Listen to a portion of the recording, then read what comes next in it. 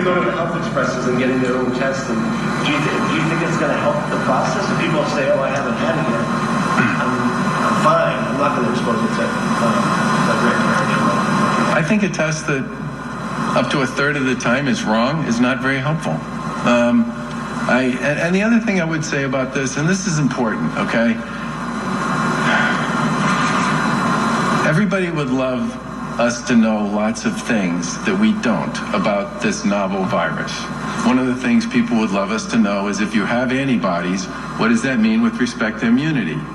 And the answer to that question is, even from the experts, is we're not sure and it depends, okay? So I think the antibody testing, when the feds come around to telling us exactly which test or which tests they believe will give us the 95% plus accuracy reading, can be really helpful in establishing 25 visibility 8 flight range. Ceiling 900 broken, 1,200 overcast. Temperature 32.1, altimeter 29er 84. Ceiling 600, variable 1,000. ILS runway 11 approach in use. Hazardous weather information. EMS Sierra Tango and Zulu for New England and coastal waters. Available flight service frequency. Advise on initial contact you have with the Wichita Fancy Whiskey 16540. Wind 040 at 13, gust 25, visibility 8 flight range. Ceiling 900 broken, 1,200 overcast. Temperature 32.1, altimeter 29er 84. Ceiling 600, variable 1,000. ILS runway 11 approach in use. Hazardous weather information. EMS Sierra Tango and Zulu for New England and coastal waters. Available flight service frequency. Advise on initial contact you have with the Wichita Fancy.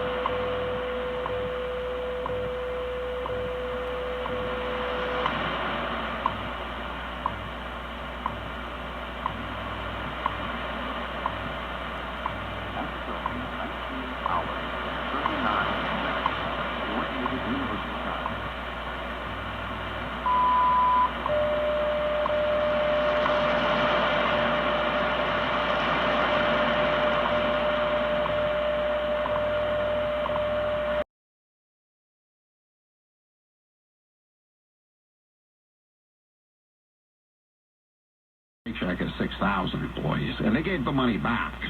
No word yet on whether Axios is going to give the money back. So, you know, it's the old do as we say, not as we do. You know, they're very concerned about rich people ripping off the program, except when it's them being the rich people who are ripping off the program. 844-500-4242. We're going to have somebody on from Treasury to talk about this at 5:30. I'll ask about this, and there are other things to ask about too. A guy just texted me, says his brother has a seasonal business on the Cape, and 2 years ago he hired many Filipino workers as temporary H-2B workers. So last year they weren't allowed to come back into the country because Trump obviously wanted Americans to get those jobs. So guess what? All those Filipinos are back in the Philippines, and guess what they just got in the mail or in direct deposit? They got